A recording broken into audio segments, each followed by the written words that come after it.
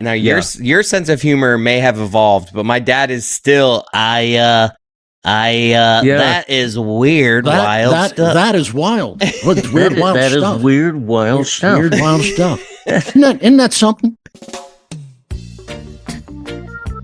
This is the Greg Cote Show with Greg Cote. Pardon it. Here's your host, Greg Cote.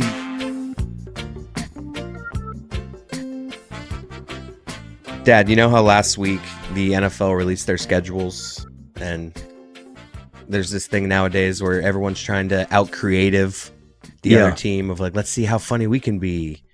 Right. I thought it would be funny if a team like zagged while everyone's zigging and just like found like the most boring, least famous person, and they just like walked into a room with a chair, sat down, and was just like, week 1. And it was just like purposefully uninteresting, not creative. Right. Just like a guy named Ralph. Yeah. I like that idea. A guy named Ralph, just like week 1 at the Lions, 4 p.m. Just matter of factly. Week 2, Thursday Night Football. And just like, right. I don't know. Week 6, bye week. It is funny how much they've tried to make the schedule release, and I'm a sucker for it. Like, give me, like, I got the Dolphins starting 6-2, and tough stretch once they hit that. They go like they have like the Commanders. I forget exactly what it is. Their first 8 games are relatively easy outside of the Bills. They play the Bills somewhere in there, but right. Yeah, my favorite schedule release day faux pas was by Indianapolis. Miami's opening day opponent. They did a video that they instantly deleted because it made fun of Tyreek Hill's altercation with cops. Yeah. They had him as a Dolphin wearing number 10 jersey in the ocean being chased by the Coast Guard. And the weird thing about that, about them immediately panicking and deleting it, was that Tyreek Hill loved it. He said, I thought it was funny. They should have left it up. Right. Like, I don't know who did. You have to expect, what you're doing there. Like that is like the kind of fear that, what are they really afraid of? That's the NFL coming. I think that must be Roger. Like that comes from high up, that getting deleted, I don't know. Right? Like, or is that just like a social media person panicking? I think it's the vice, the Colts vice president of communications panicking, and he doesn't want to get in trouble. So he said, you know what, let's err on the side of caution, blah, blah, blah. The one thing about the Dolphins and schedule day that really surprised me is that this is a team that went 8-9 last year. This is a team that is not expected to be a great team this year. They're an iffy playoff team this year at best. 5 primetime games plus the international stage against Washington in Spain. So well, they have. Are you counting that as? Oh, that's primetime too. It's 5 primetime games plus the game in Spain. So a third of their schedule is marquee games. Two Thursday. I feel like Thursday, it's prime time, but no one wants to play Thursday. Okay. Like 2 of them are Thursdays. I feel like you got like prime time is Sunday and Monday Night Football. I get you, but still, it's 5 standalone games. Yeah. 6 if you include the game in Spain, which starts at 9:30 a.m. Which Mike McDaniel has been historically bad at. Yeah, true. Prime time. But the larger point is, does the NFL think the Dolphins are going to be really good or really exciting? Because you don't give 6 marquee games to a team unless you have them on your list of, big time draws. That's true. Right? That is true. I think with all the Thursday night games, there's just more games to go around now. Right. That's why, I really don't look at those 2 Thursdays as. But yeah, like that, I think they're an interesting team. Isn't it funny how fast the Dolphins have gone? We were a good team for like a year. Oh, I know. And we're not why? Is that happened to other teams? Like, am I being like a homer focused on my team? Like, what are other examples of like a team emerging and then just like falling away? Like, I want to cry right now because all I've wanted my whole life is a good Dolphins team. I know. And a couple years ago, when Mike McDaniel, Tyreek Hill, and Tua were like first, best offense in the league. Remember that season? Oh yeah. And now, I hate. I thought that everyone would just be like, okay, if they're healthy, this team is still good. But it's like, no, it's gone. We're not good anymore. No one thinks we're good. We're just back to being 8-9. Yes, like exactly. I want to cry right now. Why did that happen so fast? Well, it's easy to think of the opposite examples. Teams that have been traditionally lousy lately, and now they're really good all of a sudden, like Washington and Detroit. It's harder to think of the Miami example, where you're right. 2 years ago, their offense was the darling of the league. They're scoring 70 points on Denver, and now they're an average team again. I mean, they're not. I look at the playoff odds, and they're like right on the borderline of even being in playoff contention. So it's sad right now, but I think the NFL still thinks they have potential based on the schedule. And I think we can start 6-2. If Tua stays healthy, I think they'll be a contending team. They're going to start 6-2. Okay, if you say so. I haven't scrutinized the schedule that closely. I make a point in May of not thinking too far ahead. I mean, Colts, Patriots, first 2 weeks. I mean, come on, we can start out 2-0. You go to Buffalo, Thursday Night Football. That's probably an L, so we're 2-1, and then we go on a nice little run. The Chargers are in there too. I got us beating the Chargers. Okay. Yeah. All right. That could be also that second loss in those first 8, the Chargers. Well, that's the thing about the NFL is that any game can be a win or a loss. We play the Browns, the Falcons. Like, there's some beatable teams in those first 8 games. By the way, we're expecting a special guest today to pop in any minute now. It's our old friend SL Price, who I have never called SL in my entire life, because to me his name is Scott, and I want to talk to him about how it came that he changed his professional name from Scott Price to SL Price, because that interests me. You should be like, welcome to the GP Cote Show. Yes. Well, that's closer to the truth than because of Scott Price. I know you considered it. Yeah, I remember. I considered changing my byline once. By the way, you weren't going to go GP. You weren't. Yeah, this is for air. We're on air. You were going to go GP, or you were going to go Gregory P? I think I was going to go Gregory P. Gregory P. Cote, honestly, sounds kind of like a novelist. It does. Yeah. It's a highfalutin name. It Gregory. does actually see, I bet he was like Scott L. Price, SL Price. Like he tested out. He took all these things for a walk. Whereas if you did that, you wouldn't have fully copied him. You would have gone with the name, initial, last name. Right. But I want to know what the metamorphosis of that was with him. I suspect it was an agent of his. Oh, guess who just popped in? No. Yeti. No, I'm kidding. It's Scott. We'll let him in. Okay. He's listed as Scott Price. Hello. Hey. Hello. How's it going? How you doing? All right. Long time no see. Yes, sir. Where are you? Well, first off, is my picture? I look like I'm in. I think that we might be a situation. Like, do you have any kind of like cloth or like I think it might just be a camera smudge situation. Maybe not. Okay. Camera. Hold on a second. Hold on. It does look kind of weird. Completely insane. Well, that didn't help. So maybe it's not dirty. I don't know. We'll see. Hold on. I got something. Sorry about that. No, that's good. Okay. I don't know if that's. Yeah, I mean, we see you. So weird. That's a little better. I've done this before, and it's never. Okay. Okay. I mean, so it looks the same to you as it does to us. Well, it's kind of foggy and bizarre. Yeah, correct. It's foggy. It looks like you're in someo's basement trying to escape. I was going to say the lighting behind you, sometimes the backlighting doesn't help, but if you've done it before, maybe if you... This is great. I love this. That could be better. This better? Let's see. I think so. Yeah? It's still bizarre. Like with those lights. Let's tilt it down. Yeah, I don't know. Let me turn off the light. Hold on. Okay. No, this is great. Yeah, this is great. Maybe the back ones only. There you go. I like this. This is a good idea. See, I think that's still going to be weird. That is wild. That is weird, wild stuff. Hold on a second. Okay. Just god awful. No, we're gonna.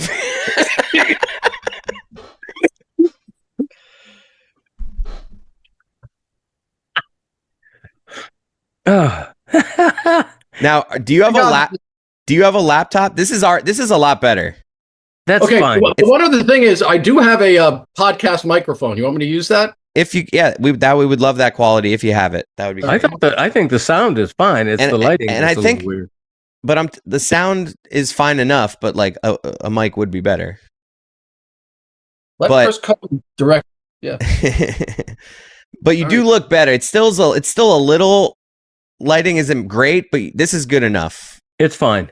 That is freaking weird. All right. Is it a laptop? Do you have a laptop? It is a laptop. I'm just like, I think if you spun around, that lighting in your face, but like your desk is not going to be faced the other way, so we can't really do that. But we can't really. I mean, let me just turn this light off. Sorry, Greg. No, that's okay. I don't know. That's fun. I think leave that light on. Actually, I think the little light behind you helps light your face. I can turn off the little light behind me also. Whatever. No. I think further down is better. Where that light is. There you go. There you go. This is hilarious to me. This is good. I'm telling you. One more book might do it. Hold on. Let's do that. Let's see what that does. All right. Yeah, like this is doable. If you lean forward, we see you plenty. All right. No, this is great. We're leaving and we're leaving all this in, by the way. I'm kidding. Yeah, as well you should, because boy, do people love watching awfulness. Yes. So I did plug in my mic. Does that now, do you sound different? Or? You sound better. I might even pull it a little closer to you. Okay. There you go. Yeah, perfect. All right. Perfect. I love it. And action. I love it when we're talking to a famous multi-millionaire author who can't get the lighting right. Yeah. It's wonderful. We love it. Yeah, multimillionaire. That's that you got right. And once again, Cody hitting the facts right dead on. That's right. By the way, it's great to see you again. It really is. It brings a smile to my face. Absolutely great to see you. And the last time I believe we bumped into each other was during the Jose Fernandez that whole situation when he died. Yeah. I actually came down and I wrote a piece for Sports Illustrated that week, and you and I bumped into each other, literally walking toward the clubhouse. But yes.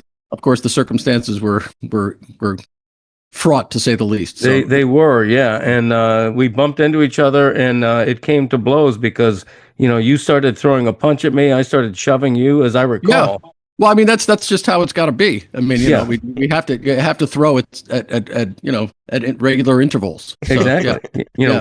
Former teammates turned rivals. I mean, it's just a thing that happens in sports. You know what Absolutely. I'm saying? I hold in my hand this tome here. If I can get the camera right. Just terrible. This is S.L. Price's Scott Price to me, the American game. History and Hope in the Country of Lacrosse. I want to dive into this book. It's a tome. It's 500 pages of wonderfulness, and I think it's a treat for everybody like me who only has a peripheral knowledge of lacrosse, but should be a lot more interested than they are. But first, Scott, I want to ask you about the name thing, because you being Scott Price to me, but having the professional name S.L. Price, it inspired me. The Herald talked me out of it, but for a time there, I was tired of Greg Cote.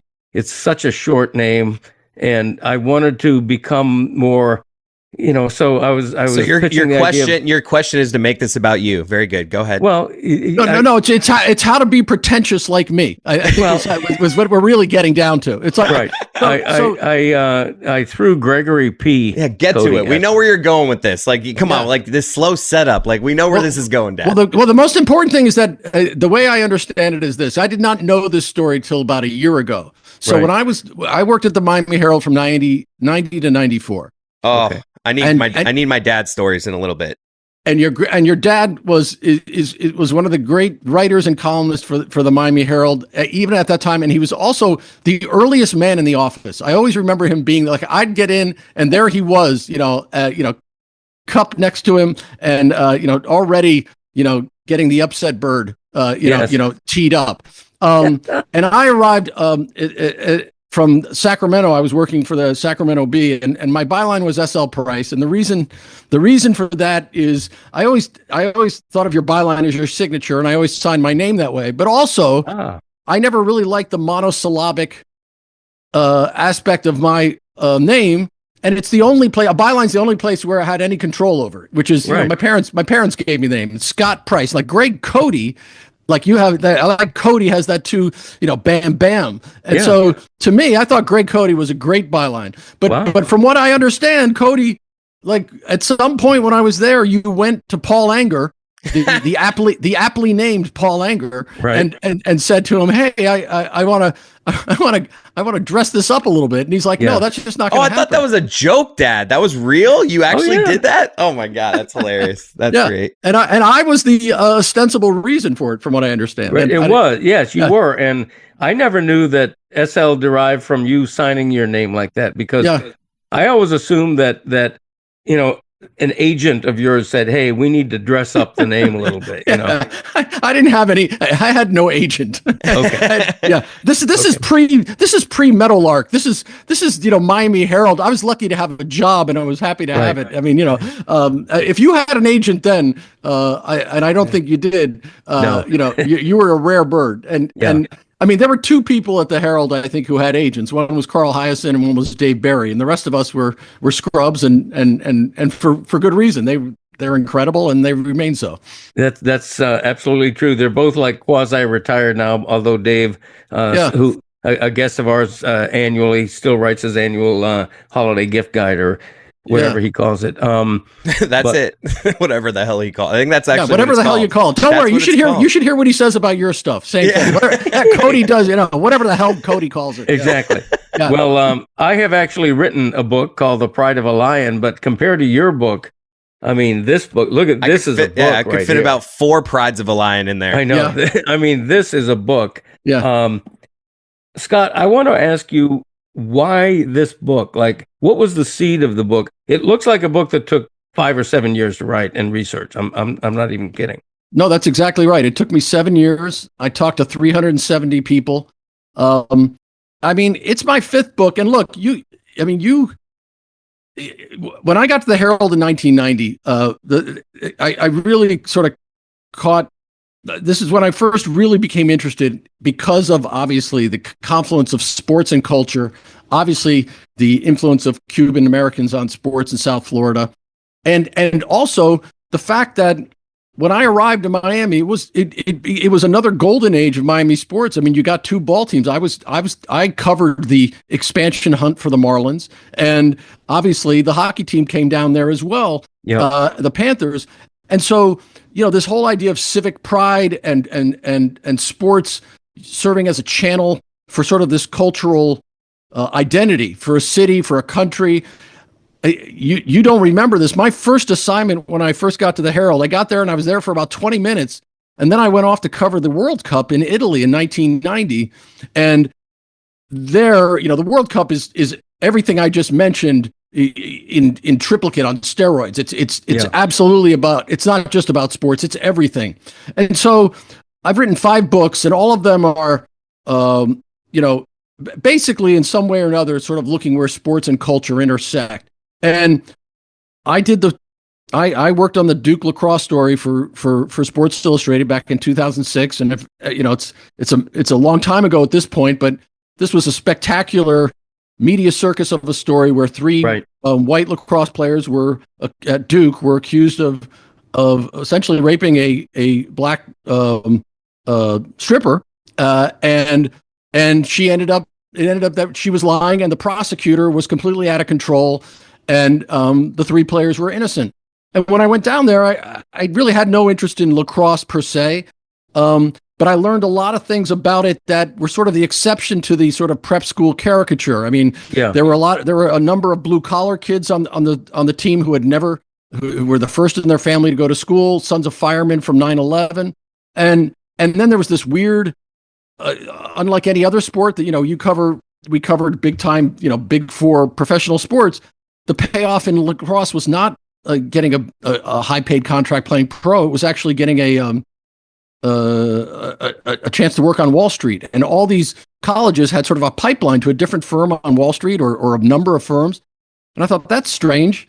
And then in 2010, I did a massive story for Sports Illustrated on the Iroquois Nationals, now called the Haudenosaunee, who are the number 3. They Haudenosaunee are the inventors of the sport 1,000 years ago, and it's a religion to the Haudenosaunee. It's a spiritual practice meant to please the Creator. It's used as healing in their medicine games, and this is completely contrary to obviously the sort of cliche idea of what a lacrosse player is in America. Right. And so, all these exceptions to it sort of, bit me. I mean, I couldn't like sort of let go of it. And the growth of the game comes from women on Title IX. And I just felt, there's more to this sport, and I just can't leave it alone. And of course, the first thing almost anybody says to me, well, that's not very commercial. Like, I didn't care. Like, I was able to do it. And it kept me enthralled for 7 years. And I mean, my biggest thing is, and I'll stop here, is, people talk about America being the national pastime, and football, of course, is the most important. I get all of that. But no sport that we have goes all the way back and includes the Native Americans. The Iroquois, by the way, the Haudenosaunee, are the number 3 team in the world. Okay, they're the only one recognized by an international federation in a major sport. Wow. The only indigenous people recognized, and they're trying desperately to get into the Olympics. But they created the game. They're great at the game. They play it in this incredible, artistic, beautiful, creative run and gun fashion that is, you can't help but love. And essentially, so this was this confluence of culture, history, and again, in containing the empowerment of women over the last 30, 40, 50 years, and the Native American experience. I thought I can't really leave this just won't leave me alone, and that's what happened to me. Did you talk to Stu Gotts for the book? I did not talk to Stu Gotts. I mean, this is one of the biggest names in lacrosse. I mean, Stu Gotts? At least, no, I'm kidding. Yes. Dan Le Batard's co-host. His daughters both play lacrosse. He misses work about every other week for lacrosse tournaments. He's he's in the circuit. He's coached their team. I'm half kidding. Obviously, you would never. Well, no. What's most important is that you get him a book, and you get Le Batard and he to talk about it as well. Sure. I know Le Batard. He was going to join us. Yes. Le Batard is Mr. Mainstream. We need to get him. We need to broaden his horizons. Sure. I'm going to talk to his executive producer. Yeah, please do. Yeah. Dan would not know which end of the lacrosse stick to hold. That is correct. But Stu Gotts, I want to flesh out that story a little bit. Stu Gotts was the leading left Clark University as its leading all-time goal scorer in lacrosse. Yeah, that's all right. And his daughter won a two-time national championship at Northwestern. Well, his daughter right now, Rachel Weiner, is a sophomore, and Northwestern plays Boston College in the NCAA semifinals this coming Friday. So here's another thing. So Kelly Amonte Hiller, the head coach of Northwestern, is a big figure in my book because you talked to her. Stu Gotts and her are very close. Go ahead. Yeah. So for me, what was interesting about the sport, I interrogated the cliche. I really wanted to find out about the drinking and boozing and all that. And there's certainly a history of racism in the sport, and I didn't want to shy away from it. And there's a reason a caricature exists. A lot of it is true, but I really wanted to explore the exceptions. And Kelly Amonte Hiller is one of them. The growth of the game has been extraordinary over in this century. 227% growth in the game in the country in the last, since 2002, I think. Yep. But most of the builders of the game, like Kelly Amonte Hiller at Northwestern, who created Northwestern out of nothing. I mean, it was not even close to being a sporting program. I think the only NCAA title that Northwestern ever won prior to her was in fencing, and way back in the day. And so her, John Danowski at Duke, Bill Tierney, the legendary coach at Princeton and then Denver. These are all blue collar. They're sons of beer truck drivers and high school coaches, not the upper sort of reaches of income or anything else, but these are the engine of growth. These are the people who actually took the sport and really pushed it outward and beyond the sort of mid-Atlantic and Northeast boundaries. I mean, Brian Holman at Utah, same thing. I mean, so for me, Kelly was important not just because she sort of Kelly Amonte Hiller, not only because she sort of created this dynasty at Northwestern out of whole cloth, but because she also represented a part of the game that most people don't really understand actually exists. Yeah. This is the book, The American Game, by S.L. Price. Yeah, for the audio audience, he's showing the screen. I am showing the book. That's right. For those of you old school, and we love you. If all you do is listen to a podcast, we love you like crazy. But the book comes out on May 20th, which is Christopher's birthday. Really appreciate you timing the book's release on my son's birthday. We talked about that. Well, it's the most important aspect of the release, as we all know. Who's the most? I just keep. I'm stuck on the amount of people you talk to for this. Who's the most random person that you talk to for this book that we wouldn't expect? Well, the most random, weirdly, I mean, Jim Brown is. I did not talk to Jim Brown. Jim Brown, as you know, is one of the great football players of all time, if not the greatest. Some people will still tell you that. Well, Jim Brown at Syracuse in the late 50s was also considered at the time the greatest lacrosse player who had ever played. He was unstoppable. He was faster. He was bigger than everybody else. And, which is underrated a little bit, he actually was a tremendous stick handler as well. He actually had great skills. And I went and did went down to Hampton University, the only Division I HBCU that had a men's lacrosse program, and it was run by Chaz Woodson, who, by the way, prior to being there, was at Ransom Everglades in Miami. So there's a little South Florida connection for you. I like it. Yeah, there you go. Here I am, little local angle. Yeah. Yes. And but weirdly, not weirdly, but Jim Brown just died, and I can't remember how old he was, but certainly in his 80s, and his son Eris was playing at Hampton. And I ended up interviewing Eris, and it was just such the fact that I was dealing with someone who was the farther end of an almost 70 years, long connection back to the 50s was extraordinary. So Eris Brown was, for me, an extraordinary ability to sort of step back in history. He talked about his dad, and delve into another aspect of what I do in this book, which is one of the things, is that I devote a good chunk to the history of the black lacrosse player, which has sort of been overlooked, and obviously Jim Brown was central to that, and to have that sort of full circle thing, we love that full circle thing as writers. Yeah, we do. Jim Brown died at 87. There we go. That's what a remarkable life that guy had. When I look at this book in the broadest sketch, he lifted it up again. I know, I did. It's a good thing. I'm giving. I appreciate every time he lifts it up. No, I'm doing a play-by-play for the audio audience. Yeah. And it's such a big book that I feel like I'm getting exercise every time I do this. So I'm happy to see that you still got it. You're still throwing things around. We're talking to Greg Cote, a guy who once told his doctor that his exercise is getting up from his chair when he works and like walking to the kitchen and back and forth. Now I've seen him get up from a chair. It's done with a lot of alacrity and brio. Thank you. I mean, there is a certain style though to that ascension of Greg Cote's from the chair. Thank you very much. See, this guy gets it. This guy gets me. I want to know some good, like, do you have any juicy, embarrassing Greg Cote stories? Absolutely. Okay. I do. Wait a minute. Time out. Before we get to those, I want to ask you one more question about this book. Yes. And this is a pretty serious question. He didn't lift it up that time. Oh, no, I didn't. It was too heavy. I'm an old man now. When I look at this book in the broadest sketch, it's lacrosse was invented by Native Americans and stolen by the white man. And that could be wrong, but on that premise, is this book in any way a mirror on American history in a way? No, you're dead on. I mean, essentially, the game to me is a metaphor, and it almost tracks exactly the sort of appropriation and theft of Native American lands and the sort of marginalization of the Native Americans. Look, the Native Americans, the Haudenosaunee, on both sides of the St. Lawrence River, in Canada and Ontario and upstate New York, created this field version of the game that we know as the classic version of lacrosse.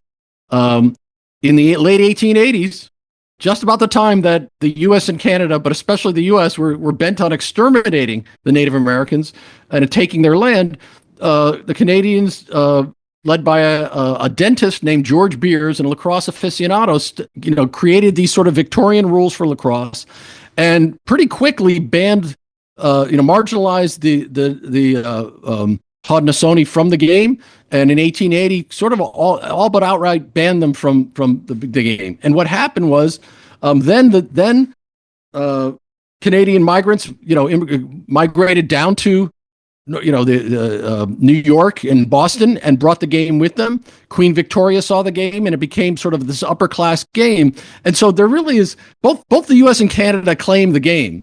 And but really, what it means is who stole it better.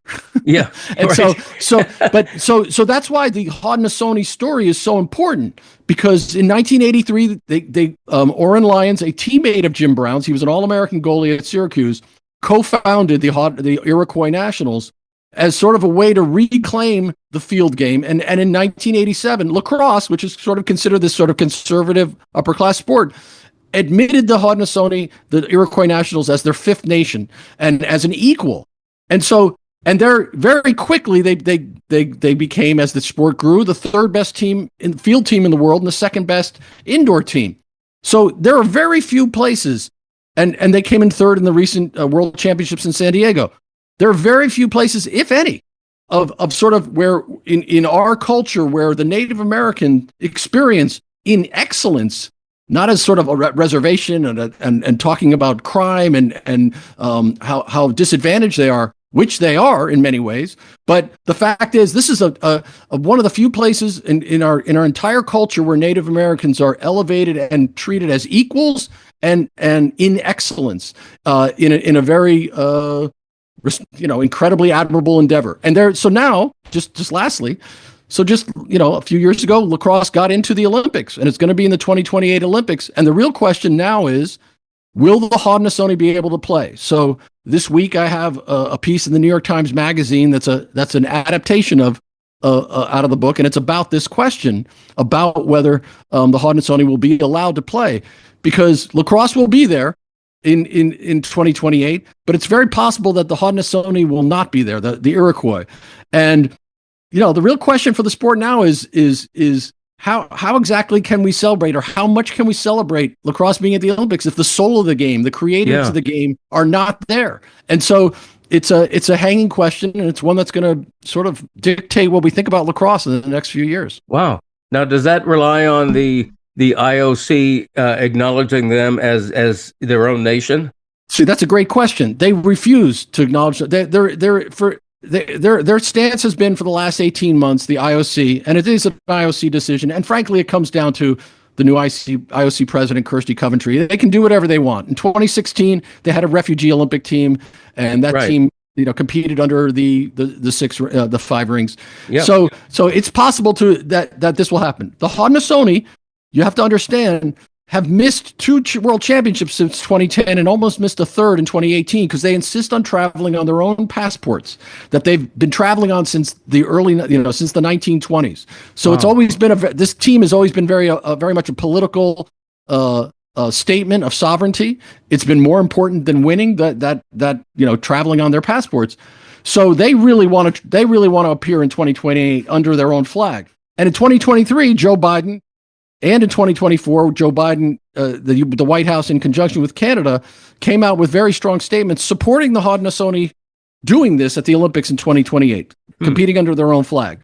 Right now, the Olympic stance is you're welcome. You don't have a National Olympic Committee, meaning you're not recognized as an international nation, right, most by a body like the United Nations. And so you're free to play for the United States or Canada, but not as the Haudenosaunee. That's how it's been stated over and over by the IOC. I do think there's a compromise. I think the Haudenosaunee would go for it because, boy, they really would love a stage where they can come out and say, we're still here. Look at us. We're still excellent. So I think there's a compromise where the Haudenosaunee would be able to march under an Olympic flag as a one-time exception. But so far, I mean, I contacted the IOC in February, and then again just this past May, and they're sticking by their position, and that's where we are as we speak. Something tells me Trump won't be helpful here. Yeah, that's a very good piece of instinct there, Chris Cote. Yeah, Chris Cote just stirring it up. I don't know where he got that from. Yeah, I mean, that would be one of the feel good stories of that Olympiad if they were allowed to compete and won the gold medal. I mean, that would be one of the all-time great Olympic stories. No question. Now, the IOC does have a legitimate concern, is because what they're really worried about is that it will kick open a Pandora's box, and other indigenous groups will then say, hey, we want to be involved. like the Catalans or the Aboriginal people of Australia. The Iroquois, the Haudenosaunee stances were completely unique. We're the only group that invented the game, and we're still excellent at it. So this is a one-time exception. Just let's just make that work. And you're absolutely right. It would redound for an organization like the IOC, which has plenty of public relations problems. This would be a shining badge of honor for them, and they would reap benefits from it that they really don't understand. I don't think it would be such a popular decision. Yeah, thank you. Absolutely. No question. All right, so embarrassing Greg stories. Do you want to do a top 50, a top 20, a top 5, a top 3? What do we think there we aren't can do many here? There can't be many. Well, I there's a couple things. I mean, one of the few that I can talk about, cleanly is what Greg when he covered the Dolphins and Don Shula, of course, and I would say to Greg, what kind of great insight do you have into Don Shula, and he really had no insight except to call him the cobbler. Shoes. My God, it's like, the cobbler. And so that was, I thought, wow, you spent 10 years of your life covering this guy, and all I've got is a vague nickname. The other thing is that Cote and I became exceptionally close, almost too close, frankly, at the '92 Barcelona Olympics. Yes, where this is great. We roomed together, right? Am I right about that, or if not? I think I might have started. I was rooming with Edwin Pope, and then he kicked me out or something. I can't remember. It's been so long ago. All right. Well, but we were, and I remember how palatial those rooms are. Those rooms were, huh? The cots were great. I was charged with going out and getting the soul of Barcelona. Yes. And so I would go to these bars. And I was. Would. This is more embarrassing for me. But I'd go in these bars, and I wasn't a smoker. And of course, everyone in Europe is like chimney people. They're just smoking like mad, 5 at a time. And exactly. And I quickly realized the only way to survive was to start smoking. So I was like puffing away like George Costanza, I got it, baby, and I was. But it was actually a good way to you offer someone a cigarette, you offer them a light, they ask for a light. But Cote was with me, and I believe, if I'm right, that Cote did imbibe a cigarette or two with me at a bar called Andy Caps in Barcelona. Yeah. So there's that. It's it's embarrassing, it's frightening. But I also roomed with Edwin Pope, and by the way, I just want you to notice these are Edwin Pope like glasses. They really are. So are mine. These are my tribute to Edwin, and you guys have you guys have just created the visual with all three of you. Like how much I thought the newspaper industry was thriving in these days, and they were putting you guys all up in one room together. Oh no! Well, again, you have to keep in mind that even if the newspaper, I'll give you an embarrassing story about Dan Le Batard. How about that? Please. So even though the newspaper industry was thriving, I actually got to the Herald just as the tilt downward began. It was a little like Cote was your father was there during the absolute rock and roll glory days of journalism and of the Herald and everything else.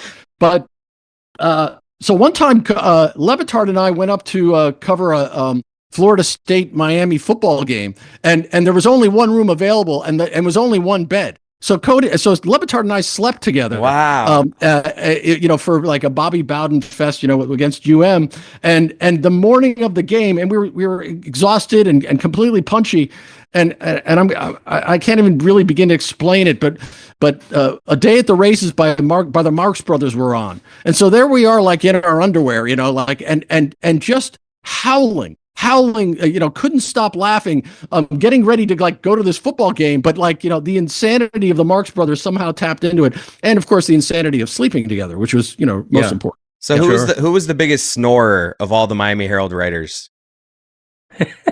Well, if you ask my wife, it's me. So yeah. But if you don't know the answer, it might be you. Yeah. Yeah. I will tell you though, I believe Cote and I roomed together, but I absolutely roomed with Edwin Pope in Albertville, and that remains one of the great, my great adventures. He was an absolute prince and a great guy to be, and it's one of my treasured moments was to hang out with Edwin. I feel like times have changed. I don't know. I know with our media company, they never, everyone gets their own room whenever there's trips. Yeah, but that's because Le Batard is, rolling in it. I mean, at this point, he's like Prince Dan. I mean, of course he's going to be, a gold carriage and, business class and all that nonsense. Yeah, helicopters, private helicopters, exactly. The whole bit. I think he's getting a plane from Qatar, is he not? I mean, but even my dad gets his own room nowadays when he's traveling for the Herald. And think about the Herald now, guys. Come on. But when was the last time I traveled for the Herald? That's by choice. I was just going to say, where'd you go, Broward? That's by choice. That's by choice. That's right. I took a plane to Broward County. It was the shortest flight. Unbelievable. Yeah. No, in fact, Edwin and I, at the end of that Barcelona trip, I think the closing ceremonies were that day or something, where our flight was probably in 6 hours. And Edwin cajoles me. He didn't have to try too hard. Cajoles me into sampling the nude beach, which was just a few miles. Did Edwin partake?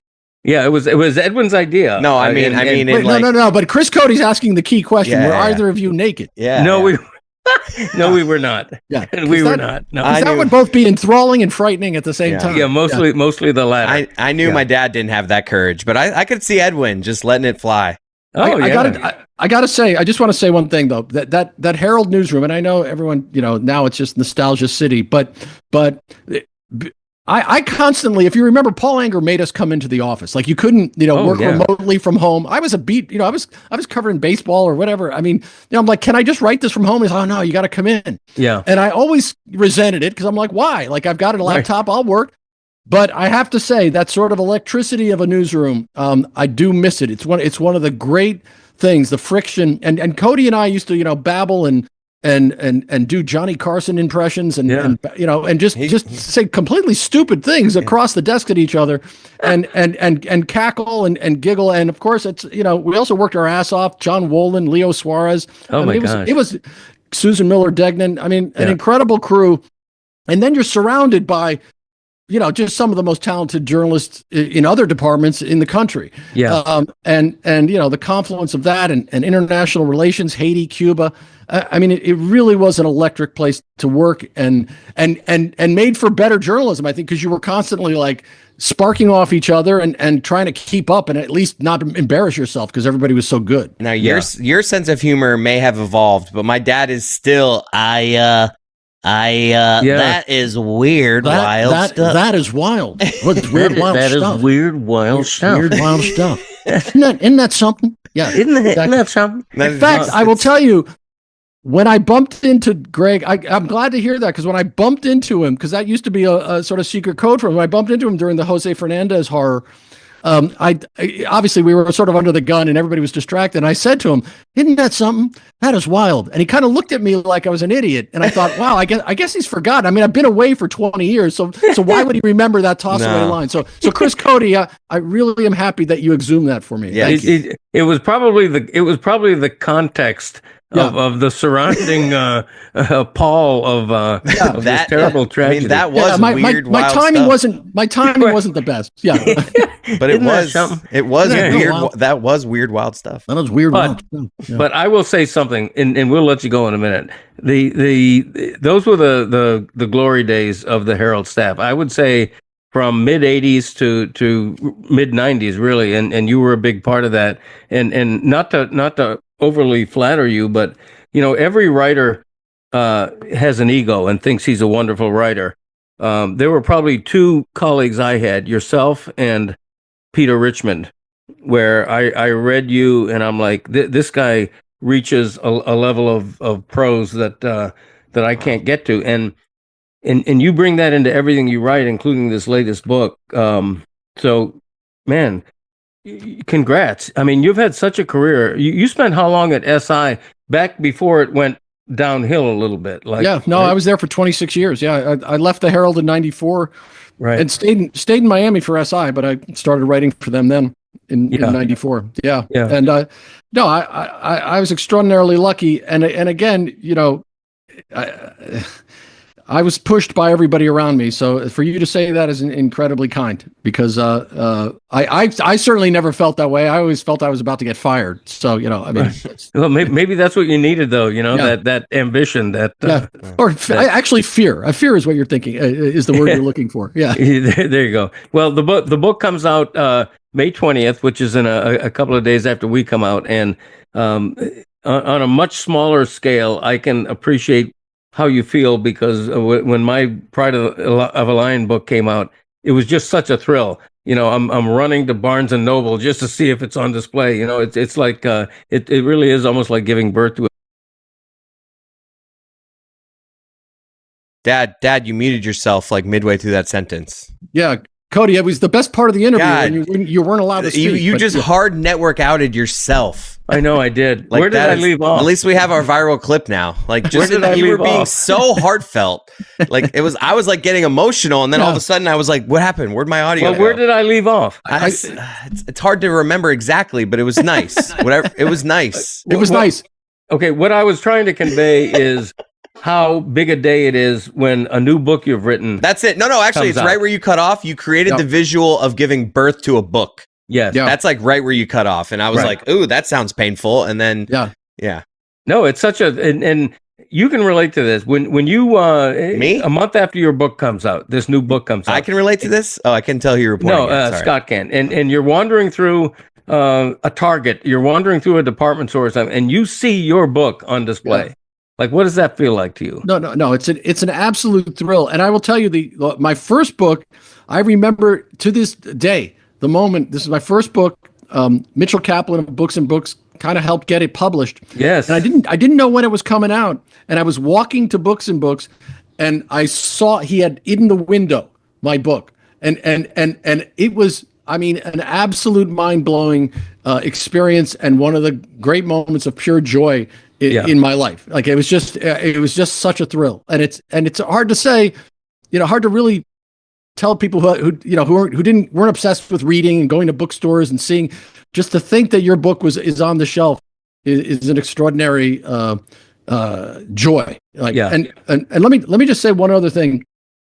I don't know if Churchill's Hideaway still exists, but Cody and I spent many a night there. And I will say that if I remember correctly, I believe Three Little Birds is a Cody favorite. And I remember we'd go there, and almost every time he'd head to the jukebox and put that on. So that's not an embarrassing thing, but it's something that sticks with me. And every time I've heard that song since, I think of your dad. Yeah, that's awesome. That is one of my dad's songs. I also think of my dad when I hear that song. It's a classic, and Mitch Kaplan and Books and Books remain South Florida legends. Absolutely. And we've when our book came out, he had us there for a book night, and it's just a thrill. Dad, Scott, catching up with you. Dad, catching up with you. You want to take us to break singing Three Little Birds? And holding up his book, hold up his book, sing Three Little Birds, and it'll like fade us out. It'll be perfect. I would not desecrate the memory of Bob Marley by even attempting to sing that book, unless we had karaoke music playing in the background where it would disguise my awful voice. Nope. But this book, you got to go out and get it. It's worth the investment. Long book, it is, and worth every page of it. Because remember, I complimented this guy. I said, along with Peter Richmond, the greatest writer I have ever personally worked with. I took that as a shot at Dan Le Batard, but go ahead. It was a subtle shot until you just mentioned it and put it out there. I don't think it was that subtle. It wasn't that subtle, yeah. Isn't that something? Isn't that wild? Isn't that something? That is weird, wild stuff. That is weird, wild stuff. Wild, really wild. Thanks as always, my friend.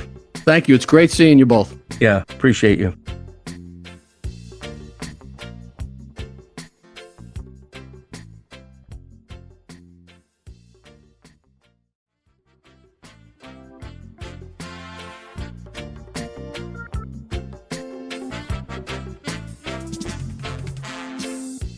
Christopher. Yo.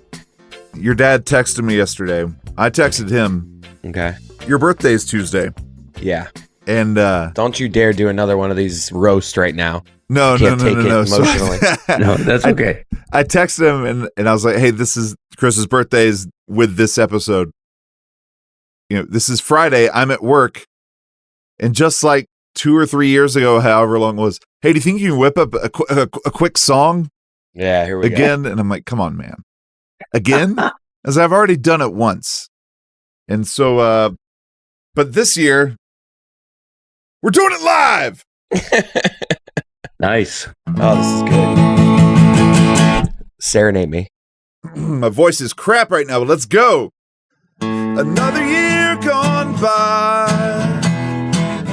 So fast all the days just seem to blend. Don't disqualify this gift, even though I phoned a friend. Put it on the poll. Is half a song better than a whole pineapple? It's the thought that counts. Yeah. Even though I just thought of what to say, so let me now announce we're all here just to tell you happy birthday, la la la la. Happy birthday, la la la la. Happy birthday, la la la la. Happy birthday, la la la la. Happy birthday. Yeah. Yes. Well done, Yeti. Thank you. And Yeah. Half a song is better than a whole pineapple. it is. Many things are. Happy birthday, son. It's hard to believe that my now almost 38-year-old eldest son once He's 38. was... Once, what? I just thought you were like, it's hard to believe. My 38-year-old oldest son is 38. I mean, can you believe it? I mean, that's it's hard to believe, man. It is for me anyway. I think I've done this before of like ranking the birthdays. 38, not very high up there. No, you're right. You're right. It isn't. But it beats the alternative, and I'm happy to be here. That's true. But and I also want to say one more thing in a birthday vein is that here on the Greg Cote Show, we appreciate you, our executive producer. Wow. Okay, I know, maybe some others don't as much as they should, but we do.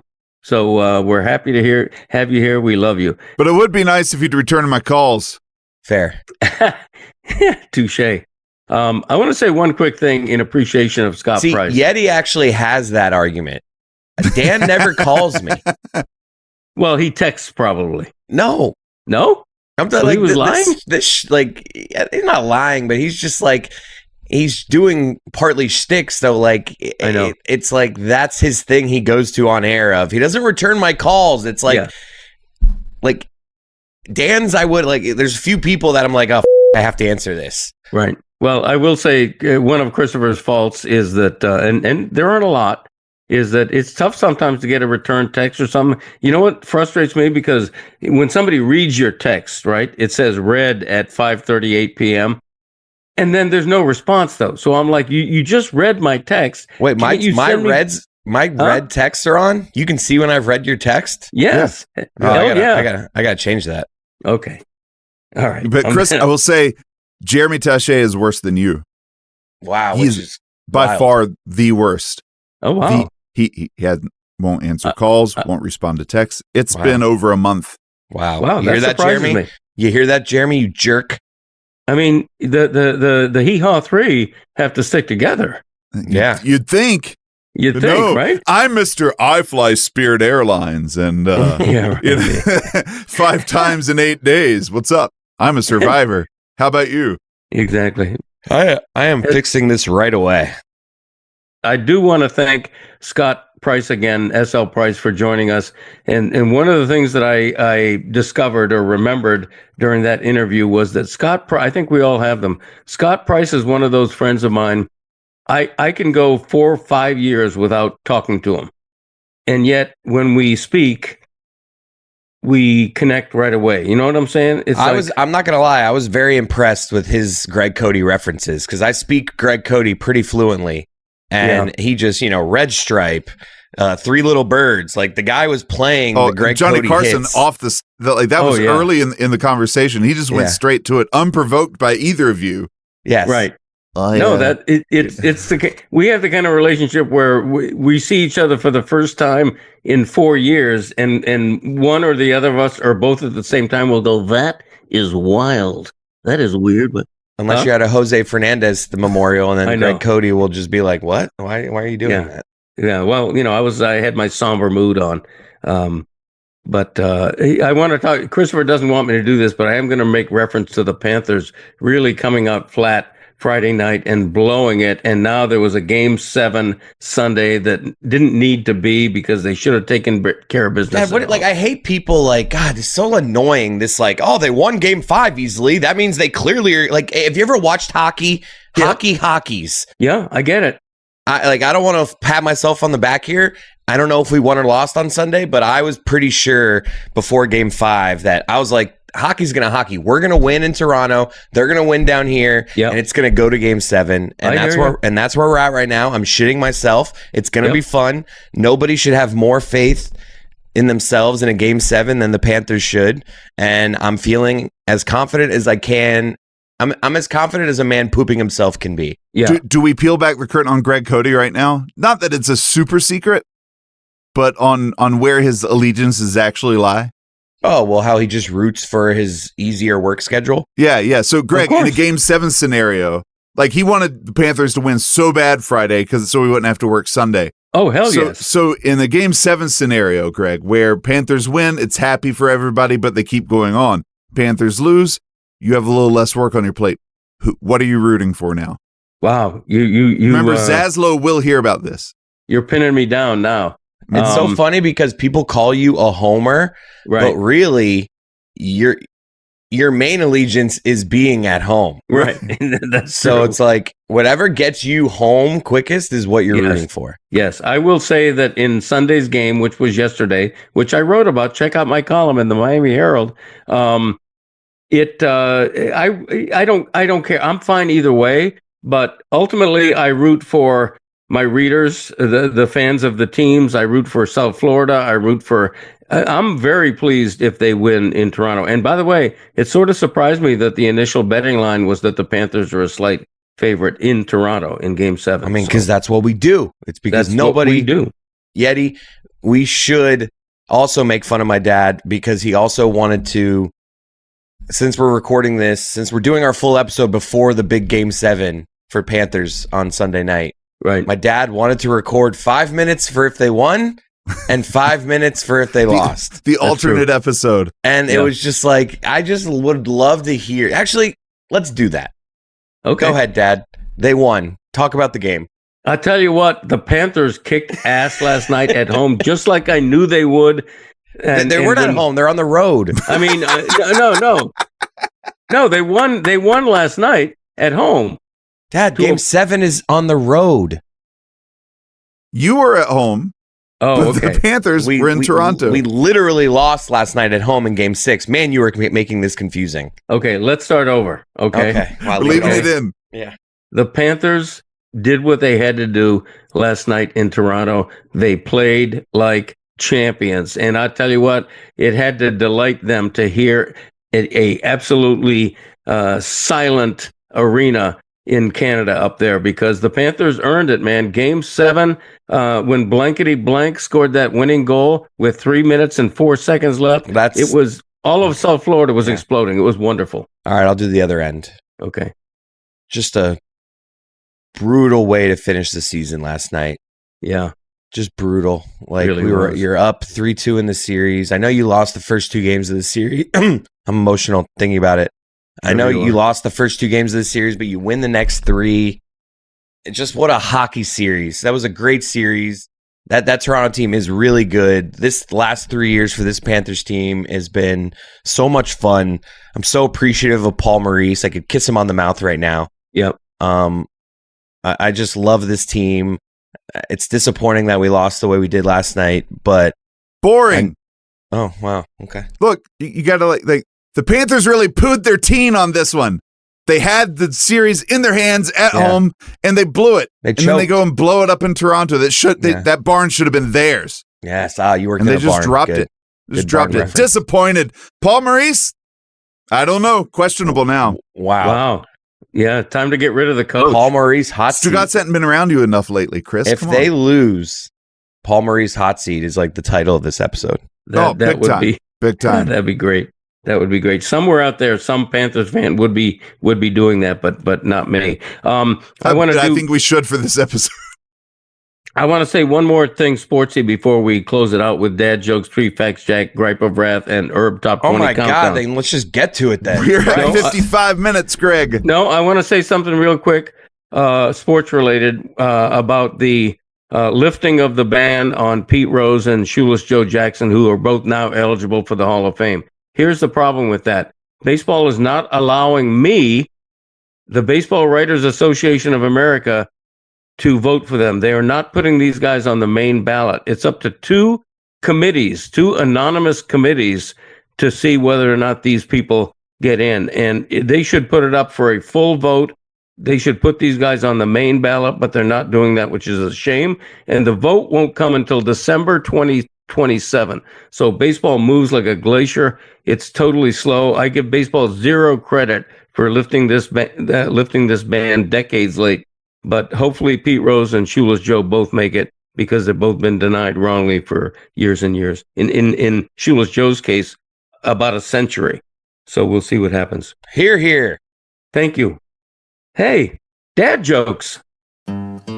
He's always kind of thinking that his puns are in vogue. He cracks himself up like an egg with a yolk. And now Chris's morale is broke.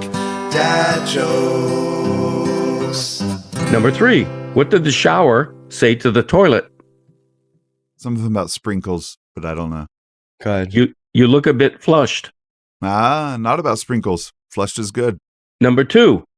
What did the buffalo say to his little boy when he dropped him off at school?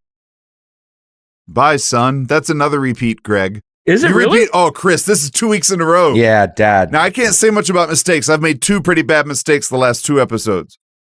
But last week, nobody knows. Right? And this week, bye, son. Those are 2 repeats in a row. Wow. Embargo time? Clean it up. No, three. If I repeat one again next week, I absorb an embargo. I mean, We've What a already embargoed wild- it once because you did a repeat. What a wild, low standard that you have. I know it is. And, if I, for the 3rd week in a row, Right. say one I've said before, then I should be punished. I'm a little nervous about number 1 here, because this feels a little familiar to me as well. It's Number 'cause he's 1. using that calendar that somebody got him. What Yeah. sits at the bottom of the ocean and shakes? Oh, this feels familiar. I don't know. A nervous wreck. Okay, that's not a repeat. I like it though. I like a nervous wreck. I like Thank you. 3 facts, Jack. There are 3 things that interest him, so sit right back for 3 facts, Jack. Number 3. Where's your imaging? Number 3. The phrase "raise a toast" derived from ancient Romans dropping a piece of toast into their wine for good luck. So they're dropping a toast, not raising it. It's true. Or I Number guess it's 2. in their wine, so they raise it. Mm. Baby rabbits are not called bunnies. They're called kits. Hmm.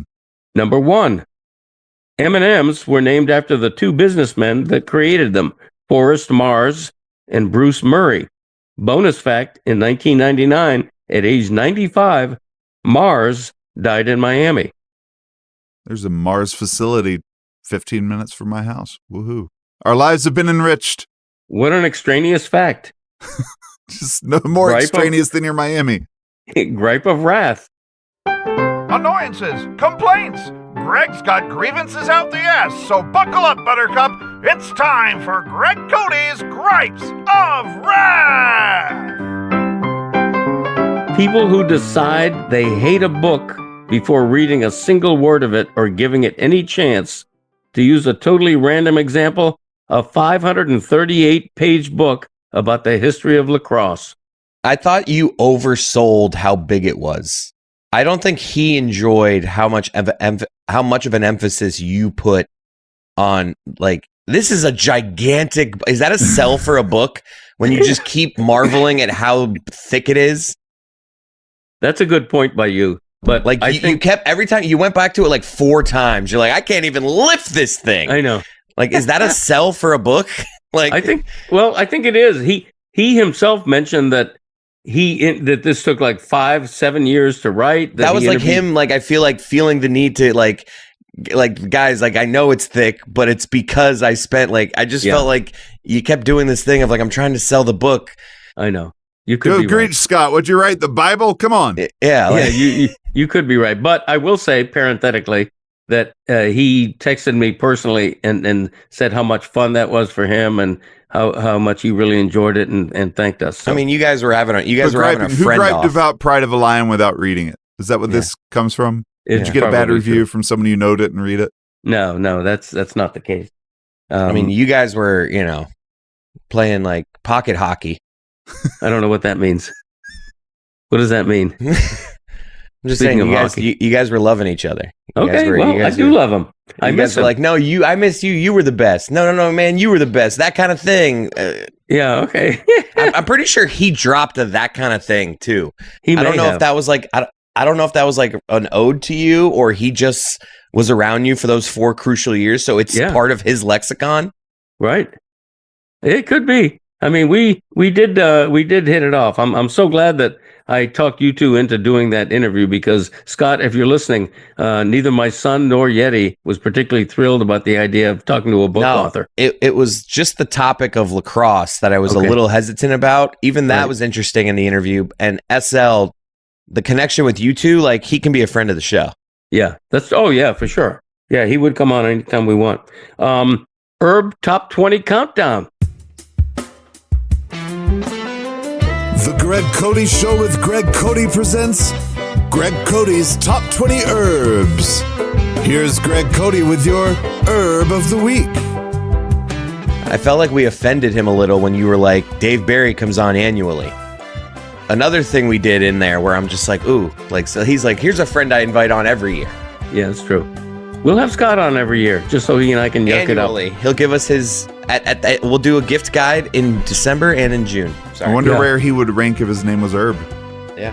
That's good point. By the way, one parenthetical thing about Scott, which didn't come up, but when we were in Barcelona for the 92 Olympics, I remember being in a bar on campus, meaning where all the media stay and everything. And Scott Price, 30 years ago, like he's a good looking guy now, but when he was in his late 20s, early 30s, when I knew him for the first time, God, what a good looking man. I mean, and we're in this bar in Barcelona, and there's 2 Spanish waitresses, both like 20 years old. I mean, he's married. Like, we're not married at this time. Like, I feel like you're revealing too much. I'm just telling you, these waitresses in this bar were swooning. They were talking to each other, side mouthing each other, and talking about how great looking this guy was. You're side mouthing him again. That can't. Like, man, what a terrible wingman Greg Cote must have been. Oh yeah, You are so good looking. Look at them over there. Right. Anyway, overanalyzing how much they're talking about the other guy. I know. Just like, I'm just picturing you like leering over, like, oh, they're looking at me. Oh no, it's. I know. Scott. I was so disappointed because at the time, I'm still a fairly young man. I mean, this is 1992. Anyway, Herb Top 20 Countdown, number 20. I mean, you were married. That's true. In fact, I just had you 4 years earlier. And Michael, by the way, was a little infant in diapers. Good to know that you were oogling other women in Barcelona when I was 5. Well, that kind of thing. Number 20, Acmella oleracea, the toothache plant. Oh, we're doing Number all these 19. again? Jeez, all of them. All right, go. Hall of Fame cornerback Herb Adderley. Number 18, non-irradiated bay leaves.